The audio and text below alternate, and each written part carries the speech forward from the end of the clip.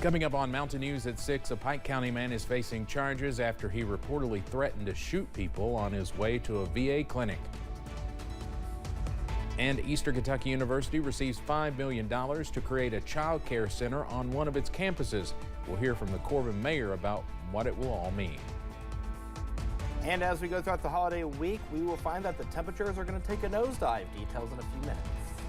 Dedicated to Eastern and Southern Kentucky, this is WYMT Mountain News at 6.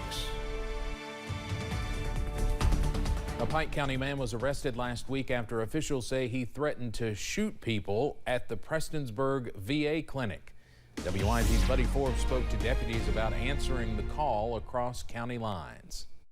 A Friday morning call warned the Floyd County Sheriff's Office of a potential threat to a Prestonsburg medical clinic. The information that we received was that he had a firearm on his person and that he intended to cause harm to employees at the VA clinic. Deputies say Roberts Maynard, 57 of Pike County, was on his way to the Veterans Affairs outpatient clinic in Prestonsburg, and they believed he had intentions of shooting people at the clinic. Once Post 9 gave the information to Prestonsburg 911, we had deputies located in different points on 23. Prestonsburg Police Department had officers at the VA clinic in case he made it all the way to the VA clinics. Maynard was intercepted passing through the Ivel community in the passenger seat of a Jeep, where deputies say he resisted arrest, cursing and screaming while refusing to obey orders. He wouldn't show his hands. He kept telling them that they would have to kill him today. The arrest citation claims the driver of the vehicle told officers Maynard had a handgun in his pocket. And during the efforts to detain Maynard, deputies say he became increasingly combative.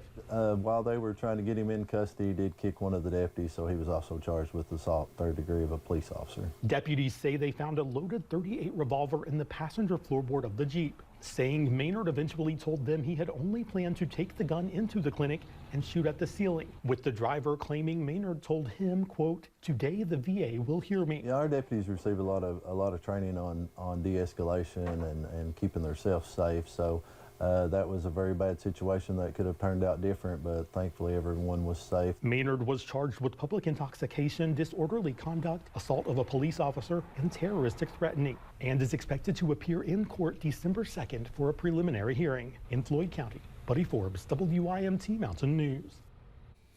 We reached out to the VA for a statement but have not yet heard back. If you or anyone you know is a veteran in crisis, you can call 988 and press 1 for the Veteran Crisis Line. A teenager is dead following a crash in Wayne County, West Virginia. According to our sister station, the Wayne County Sheriff says 19-year-old Kennedy Mollett was killed in a crash that happened along U.S. Route 52. They say the crash happened between a vehicle and a large truck this morning, roughly a quarter-mile south of the Stone Coal intersection on US 52. We have learned Kennedy was a student at the University of Pikeville. We hope to have much more about this tonight at 11.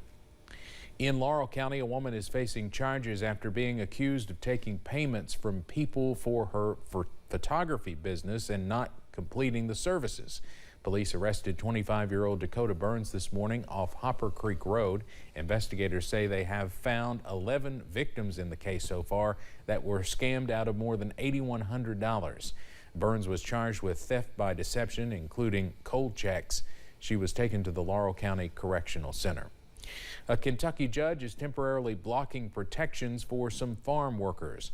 The H-2A visa program is at the center of the case. It allows farmers to hire foreign workers when they cannot find Americans to fill jobs. The rules would set new safety standards for those workers. They would also ban employers from retaliating against workers for meeting with union reps or lawyers. Attorney General Russell Coleman's office called the rules government overreach. Well, surprisingly, we had a high of 61 degrees today, but you wouldn't have known it unless you were up at around 12:15 this morning, and then the temperatures fell throughout the day. So let's take a look how we played out today in terms of highs. Made it to 61 in Hazard.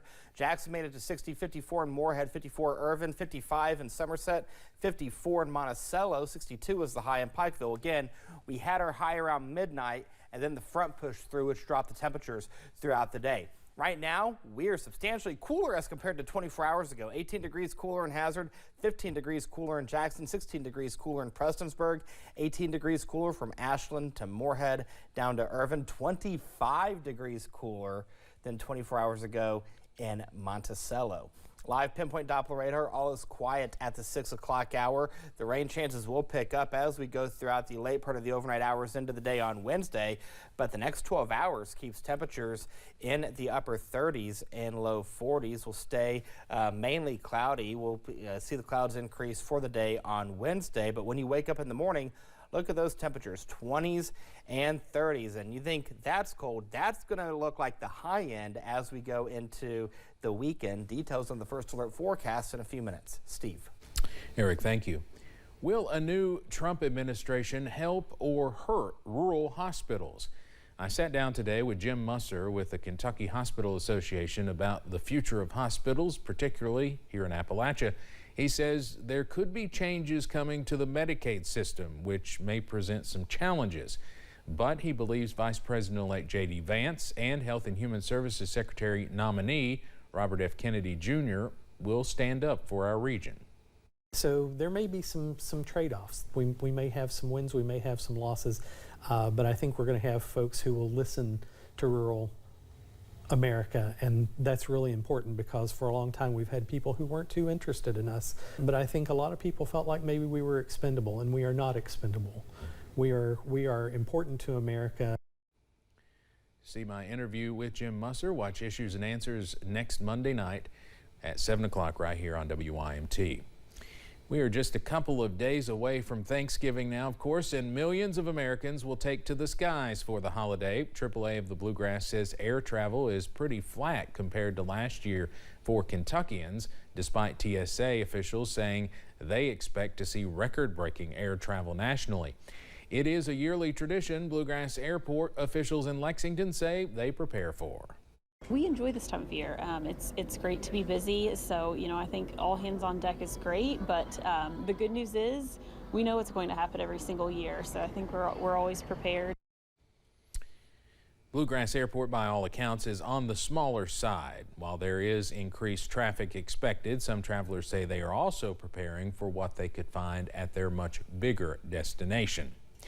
Officials say Thanksgiving is the busiest travel holiday for roads in Kentucky. 96% of those travelers are expected to be in their personal car, according to AAA. Officials are urging drivers to be patient with more crowded roadways. Laurel County Sheriff's Office Public Affairs Officer Gilbert Achardo says there will be extra patrols for the holiday as people celebrate. All the holidays, and this is a major holiday for us, we're going to have extra patrols out there, not just our agency, but all the other police agencies in this area as well. We'll have extra patrols out to make sure that people are obeying the rules of the road. Achardo says they recommend using the Waze travel app to detect potential crashes and slowdowns as you travel. Officials also urge drivers to make sure their cars are road ready before long trips.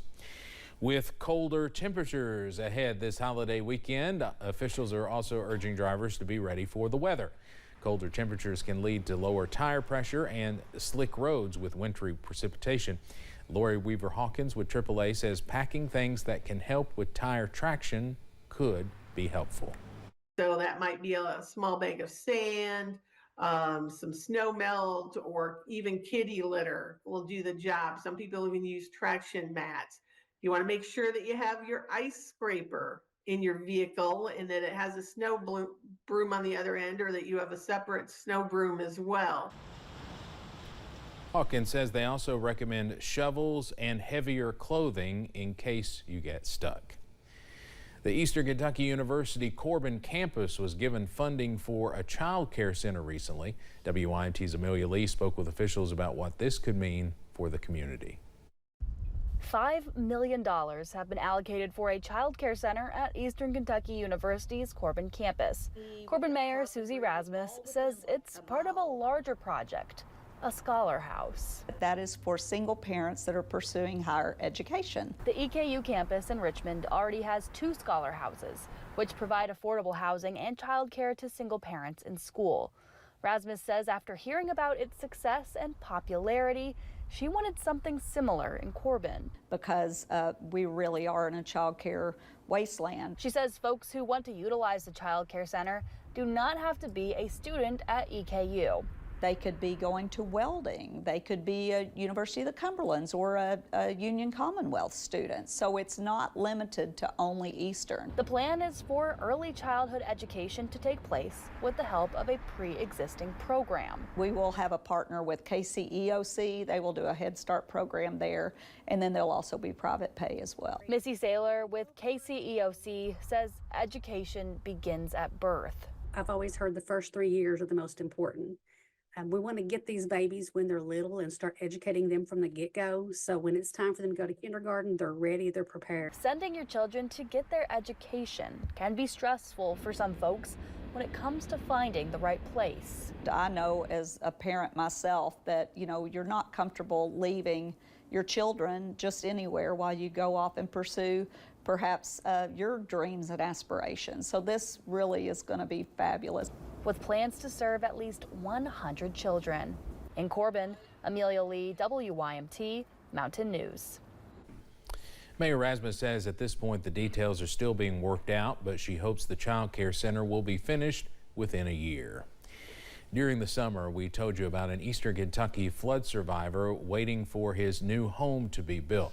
Farmer Baker of Breathitt County lost his home and his wife when floodwaters swept through Lower River Caney in July 2022. His wife Vanessa remains the only flood victim never found. Now, just in time for the holidays, Baker has moved into his new home on higher ground. It's part of a program by the Housing Development Alliance. And that's the thing that stands out to me most about this story, is that you see that love truly does endure all things. It also feels like a new beginning. And I feel like all of us that have experienced this before. And Baker just recently received a very special gift. We will have much more about this pretty incredible story tonight at 11 o'clock. All right, weather headlines for tonight. We'll see mid-50s again for Wednesday. We'll also see wet travel conditions for the Thanksgiving weekend. And then the temperatures bottoming out. We're going to see lows in the teens. We'll talk about all three of these things coming up in the First Alert forecast in a few minutes. And one Kentucky football player is getting into the holiday spirit by helping hand out some Thanksgiving meals.